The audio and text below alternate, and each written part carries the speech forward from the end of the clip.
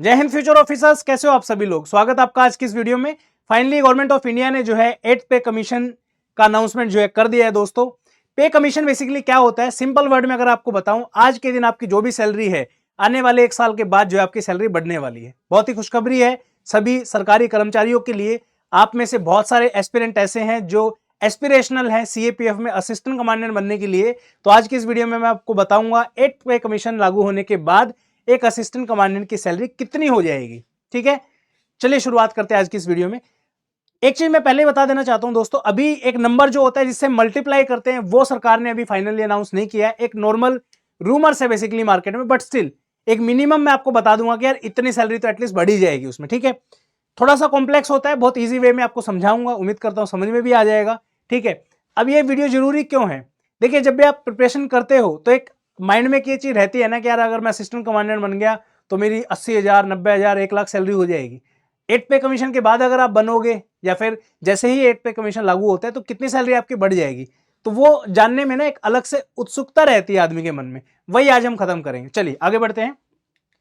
सबसे पहले कौन कौन है जो असिस्टेंट कमांडेंट अलग अलग फोर्सेज में है, जैसे BSF, CRPF, SSB, ITBP, CISF, ये सभी असिस्टेंट कमांडेंट जिनका लेवल 10 है और बेसिक पे जो है 56,100 रुपए है। ठीक है, अब आप बोलोगे सर अभी तो आप बता रहे थे कि लाखों रुपए सैलरी, 56,100 क्या। देखिए जब भी हम इनकम कैलकुलेट करते हैं, सैलरी को कैलकुलेट करते हैं तो बहुत सारे फैक्टर्स होते हैं। ठीक है, बेसिक पे यानी कि मिनिमम पे जो है आपकी 56,100 रुपए, यहाँ पे दिख नहीं रहा होगा, मैं जस्ट वैसे आपको बता रहा हूं। ठीक है, इसके ऊपर मिलता है अलाउंसेस अलग अलग। कौन सा अलाउंस, जैसे पहला अलाउंस मिलता है डियरनेस अलाउंस। ठीक है, अभी करंटली जो है 60% से ऊपर है आपका डियरनेस अलाउंस, और ये रूल है बेसिकली गवर्नमेंट का, जैसे ही आपका 100% से ऊपर हो जाता है तो वो सेम अलाउंस जो है आपकी बेसिक सैलरी में जुड़ के उतनी मिनिमम सैलरी हो जाती है। ठीक है, अभी करंटली जो डीए है आपका 60 आई थिंक 4% के आसपास का होगा या 60% कुछ है।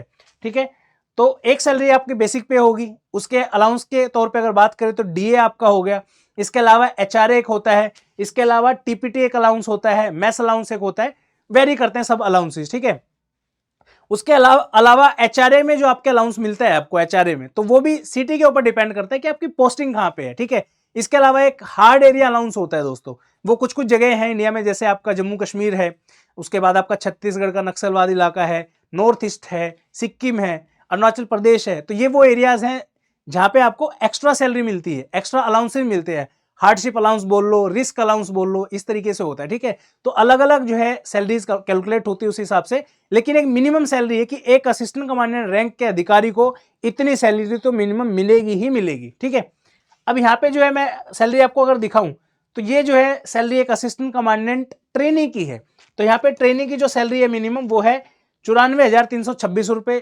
इसके अंदर एचआरए इंक्लूडेड नहीं है। ठीक है, यहाँ पे आपको मैं दिखाता हूं, अगर हम 56,100 के ऊपर अगर आप 30% का एचआरए लगाओगे इसमें, वैसे 27% का होता है एक्स सिटी का, यानी कि ये पर्सन अगर दिल्ली या किसी भी मेट्रोपॉलिटन सिटी में है, दिल्ली हो गया आपका, कोलकाता हो गया, मुंबई हो गया, बेंगलोर हो गया, चेन्नई हो गया, ये मेट्रोपॉलिटन सिटी आती है, तो इसमें 30% इनको एचआरए का मिलेगा। ठीक है, अब आप कहोगे कि सर 27% होता है, जब आपका डीए 50% से ज्यादा हो जाता है तो वो 30% में एचआरए काउंट होता है दोस्तों। ठीक है, अगर मैं इसमें एचआरए भी मिला दूं, यहाँ पे सिंपल कैलकुलेशन के लिए बता रहा हूं, एचआरए अगर मिला दूं तो 94,326 रुपए सैलरी, साथ में ये एचआरए। ठीक है, इसमें आपका बेसिक पे, डीए, टीपीटी सब आ गया। ठीक है, ये एचआरए और जोड़ दोगे, अभी करंटली एक असिस्टेंट कमांडेंट जो दिल्ली जैसे शहर में रहता है उसकी सैलरी 1,10,000, 11,000 के आसपास होगी। ठीक है, डिडक्शन नहीं किया अभी इसमें, जिसमें से आपको 7 से 8,000 इनकम टैक्स देना पड़ेगा, एनपीएफ का कुछ पैसा कटेगा, वो चलो अलग चीज है क्योंकि वो आपके काफी सारी चीजों के ऊपर डिपेंड करती है, फिर रिफंड भी आ जाता है। ठीक है,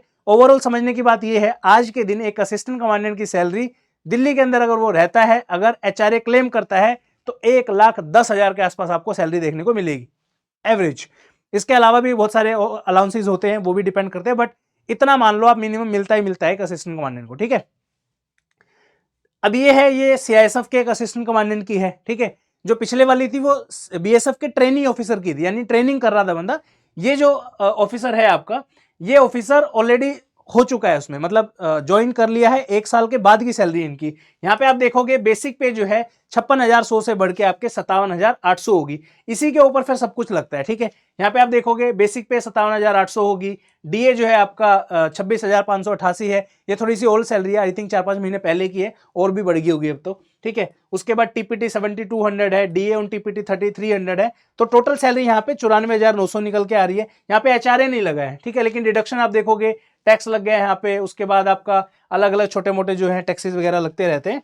तो ओवरऑल आप देखोगे यहाँ पे तो 94,900 ये हुआ। सेम ये वही चीज है, दोनों में कोई ज्यादा डिफरेंस नहीं है। एचआरए अगर और मिलाओगे तो 1,11,000 के आसपास आपकी अभी करंट में सैलरी है एक असिस्टेंट कमांडेंट की, अगर वो एचआरए क्लेम नहीं करता है तो, ठीक है। अब बात आती है जो 7th पे कमीशन के बाद जो 8th पे कमीशन में जो गवर्नमेंट बोल रही है कि हम इतनी सैलरी बढ़ा देंगे, उतनी सैलरी बढ़ा देंगे। काफी सारे वीडियोस भी बन गए यूट्यूब पे कि 2.5 लाख सैलरी हो जाएगी, 4 लाख हो जाएगी, ऐसा नहीं है, ठीक है। गवर्नमेंट इतनी बेवकूफ नहीं है कि 1 लाख सैलरी को सीधा आपके बढ़ा के 4 लाख कर देगी, ठीक है। बढ़ाएगी सैलरी, इतना सैलरी बढ़ाएगी कि आप शांत बैठ जाओ, ठीक है, विद्रोह ना करो ऑब्वियसली, ठीक है ना। अब यहाँ पे देखिए अलग अलग नंबर्स निकल के आ रहे हैं। कोई बोल रहा है कि 3.68 जो है फिटमेंट फैक्टर लगाएंगे, कोई बोल रहा है 2.57 लगाएंगे, कोई बोल रहा है 1.92 लगाएंगे, कोई बोल रहा है 2.27 लगाएंगे। तो ये अलग अलग फिटमेंट फैक्टर है। फिटमेंट फैक्टर क्या होता है बेसिकली? फिटमेंट फैक्टर होता है आपका बेसिक जो अभी आपकी सैलरी है वो, और फिटमेंट फैक्टर का परसेंटेज, ठीक है। अब यहाँ पे देखिए जैसे लेवल 1 की एक जॉब है, 18,000 1.92 लगाया तो उसके 18,000 से सैलरी बढ़ के जो है 34,000 हो जाएगी। लेवल 6 वाला जो एक आपका सब इंस्पेक्टर होता है उसकी सैलरी बढ़ा के 35,400 से बढ़ा के 67,968 हो जाएगी। लेवल 18 यानी कि जो आपका डीजीपी का जो रैंक होता है उसकी सैलरी 2.5 लाख से बढ़ा के 4,80,000 हो जाएगी, ठीक है। तो ये तो अलग ही नंबर हो गए, तो छोड़ दो, हमें असिस्टेंट कमांडेंट की देखनी है, ठीक है। फिटमेंट फैक्टर बेसिकली क्या है, यहाँ पे नंबर जो निकल के आ रहा है वो है 1.92। कैसे आ रहा है? 1 जनवरी 2026 को, ठीक है। डीए अभी करंट में जो है 62% के आसपास है। बेसिक आपका प्लस डीए, बेसिक को 1 नंबर मान लो, डीए 0.62 मान लो, ये 1.62 है। जो नंबर गवर्नमेंट की तरफ से आ रहे हैं वो अलग अलग है, बट मिनिमम जो है लास्ट के जो पे कमीशन में जो सैलरी बढ़ाई है इन्होंने, जैसे 6 से 7 पे कमीशन में जो सैलरी बढ़ाई थी उसमें 54% का लिया था, सॉरी 5th से 6 में। उसके बाद 6 से 7th में जो बढ़ाया था वो नंबर था आपका 18.51% का, ठीक है। तो इसको अगर 0.30 करेंगे और इन दोनों को ऐड करेंगे तो फिटमेंट फैक्टर नंबर आएगा 1.92, ठीक है। अब जो लोग बोल रहे हैं 2.57 3.57 वो वाहियात नंबर है, ऐसा कुछ होने वाला नहीं है। अगेन मैंने जो बताया गवर्नमेंट इतनी बेवकूफ नहीं है, लेकिन अब डिपेंड करता है कि गवर्नमेंट ये वाला जो नंबर है, इंक्रीमेंट वाला जो नंबर है वो कितना देना चाहती है। 18.51 का जो है लास्ट बार जो आपका पे कमीशन में बढ़ा था इंक्रीमेंट, वो मिनिमम इतना बढ़ा था। अब गवर्नमेंट के ऊपर डिपेंड करता है कि 18.51% को वो बढ़ा के कितना करना चाहती है, वो क्या 30% देना चाहती है, 40% देना चाहती है। जैसे ही ये नंबर आपका बढ़ेगा यहाँ पे 18.51 वाला, तो ये नंबर बढ़ जाएगा 0.30 जो है, यहाँ पे 0.30 है मान लो, यहाँ पे अगर 0.60 हो जाता है तो 0.60 प्लस में 1.62 2 पॉइंट समथिंग आपका बनेगा। ओवरऑल अभी तक काफी कंफ्यूजन आपके दिमाग में होगी, सिंपल वर्ड्स में बता देता हूं मैं आपको कैलकुलेट करके। लेवल 10 की जॉब अगर फिटमेंट फैक्टर 1.92 रखा जाए जो कि मिनिमम है लास्ट स्टैंडर्ड के हिसाब से, बेसिक पे बनती है आपकी 56,100, यहाँ पे गुना में 1.92 कर दो, तकरीबन 1,07,712 बेसिक आ जाएगी आपकी। डीए जो हम पहले जोड़ रहे थे वो जुड़ेगा नहीं, रीजन बीइंग ऑलरेडी जो है फिटमेंट फैक्टर में हमने डाला है यहाँ पे डीए, तो ये आपका 0 से स्टार्ट होगा फिर, ठीक है। हर साल 2 बार बढ़ता है, 4% 5% पर 6 महीनों में ऐसे, ठीक है। एचआरए अगर वो असिस्टेंट कमांडेंट दिल्ली में रहता है तो 27% जो है एचआरए मिलेगा आपको 1,07,000 पे, तो तकरीबन 29,000 बनेगा। टीपीटी अलाउंस समवेयर अराउंड 10,000 के आसपास मान के चल लो आप, तो ओवरऑल 1,46,794 आपकी सैलरी बनेगी। लास्ट उसमें कितनी बन रही थी? 1,11,000, यहाँ पे बन रही है 1,46,000। कितने का इंक्रीज देखने को मिला यहाँ पे आपको? यही मान लो 1,11,000, तो तकरीबन यहाँ पे 33,000 रुपए का इंक्रीमेंट आपको देखने को मिला।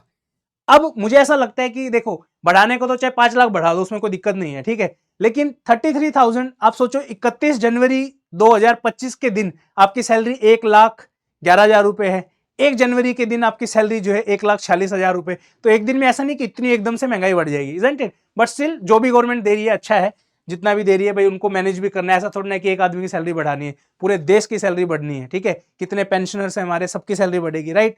तो ये है, अगर फिटमेंट फैक्टर ये बढ़ा के 2.27 करेंगे, चांसेस आर देयर, बीच में कहीं भी होगा, ये मान के चलो आप 1,46,000 तो होगी ही होगी, ठीक है। इसके अलावा 1-2 अलाउंस जो और होता है वो भी आप ऐड कर लो। अब इसी में मान लो आपका रिस्क अलाउंस और ऐड कर दूं मैं, मान लो कोई व्यक्ति है, ठीक है, वो आपका अरुणाचल प्रदेश में है, तो वहां पे जो है एचआरए खत्म हो जाएगा, पर 25,000 वहां पे एक्स्ट्रा उसके मिलेंगे, एचआरए मिनिमम जो होगा आपका वो मिल जाएगा। तो ये अगर अरुणाचल प्रदेश में होगा तो ये तकरीबन 1,60,000 के आसपास पहुंचेगी सैलरी, ठीक है, मिनिमम। अगर फिटमेंट फैक्टर 2.27 का होगा तो सैलरी आपकी कैलकुलेट करोगे तो 1,71,000 तक पहुंचेगी। अगर फिटमेंट फैक्टर 2.57 रखा है इन्होंने, जो कि मुझे नहीं लगता कि 2.57 तक लेके जाएंगे, उसके अंदर जो है 2.57 अगर फिटमेंट फैक्टर रखते हैं तो इसकी सैलरी बनेगी 1.93, यानी कि 1,93,104 रुपया। ठीक है, बट फिर भी मैं कह रहा हूं कि 1,93,000 को छोड़ो, गोली मारो, नहीं होगी, भगवान करे हो जाए, मैं तो चाहता हूं कि हो ही सैलरी, बट स्टिल 1% के लिए मान लो कि यार इतनी तो क्या ही बढ़ाएंगे, गवर्नमेंट के पास इतने पैसे हैं ही कहां। ठीक है, बट 1.5 लाख आप मान के चलो मोटा मोटा कि 1.5 लाख की सैलरी आपकी होगी। एज्यूम करो वो लम्हा जिस दिन आपका फाइनल मेरिट लिस्ट में नाम आएगा, जिस दिन आप अकेडमी ज्वाइन करोगे, उस दिन जो है आप 1.5 लाख के मालिक हो जाओगे। ठीक है, इस सपने के साथ जो है अपनी तैयारी शुरू करो। 6 महीने का टाइम असिस्टेंट कमांडेंट बनने के लिए आपके पास, अपने आप को झोंक दो। मैं जानता हूं जो वीडियो देखने वाले जो बच्चे हैं, किसी के फादर साहब जो है डेली वेजर का काम करते हैं, किसी के फादर साहब हैं 20,000 की जॉब करते हैं, किसी के 30,000 की जॉब करते हैं, किसी के 50,000 की जॉब करते हैं, कि कोई ऐसे हैं जो मजदूरी करते हैं, खेतों में काम करते हैं। प्लीज अपने माँ बाप की मेहनत को जाया मत होने दीजिए। जितनी ज्यादा पढ़ाई आप कर सकते हो, ये 6 महीने का समय है आपके पास, प्लीज पेन कॉपी उठाइए, सब कुछ त्याग दीजिए। ये 6 महीने में डिसाइड करेंगे, 6 महीने आपकी पूरी जिंदगी कैसी होगी। बाय द वे, जो सैलरी मैंने आपको बताई 1.5 लाख, ये जनवरी से स्टार्ट हो जाएगी। जैसे ही 1 साल होगा, ये 1.5 लाख से बढ़ के 1,55,000 हो जाएगी। अगले साल तक 1,60,000, 62, ऐसे बढ़ती रहती है। सरकारी नौकरी में एक चीज सबसे बढ़िया है प्राइवेट में के मुकाबले, प्राइवेट में आज आपकी सैलरी 50,000 है, ये नहीं पता 60,000 आपकी 1 साल में होगी, 2 में होगी, 3 में होगी। सरकारी में गारंटी है कि 1 साल के अंदर 5-7 हजार रुपए बढ़ने ही बढ़ने हैं। ठीक है, तो ये चीज है दोस्तों, प्लीज हाथ जोड़ के रिक्वेस्ट है, प्लीज टाइम को वेस्ट मत कीजिए, क्योंकि टाइम एक ऐसी चीज है, एक बार गया तो दोबारा आपके हाथ में नहीं आएगा। और तैयारी करिए असिस्टेंट कमांडेंट एग्जाम के लिए। आपका एग्जाम जो है बहुत क्लोज है, मार्च में आपका फॉर्म आ जाएगा, 4 अगस्त को पेपर होने वाला है, रफली 6 महीने का समय बाकी है। कोई भी हेल्प आपको चाहिए, डू लेट मी नो, मैं डेफिनेटली आपकी हेल्प करूंगा। व्हाट्सएप नंबर सब कुछ आपके पास है। तैयारी करनी है, डेडिकेटेड तैयारी करनी है। स्टडी फंडा का प्रयास बैच चल रहा है, स्टडी फंडा ऐप पे जाके एनरोल करिए। 26 जनवरी को बहुत ही शानदार ऑफर जो है आप लोगों के लिए लेके आ रहा हूं, जिससे जो है आपकी फीस और कम हो जाएगी। इस वीडियो में इतना ही, मिलते हैं नेक्स्ट वीडियो में, तब तक के लिए बहुत बहुत धन्यवाद। जय हिंद।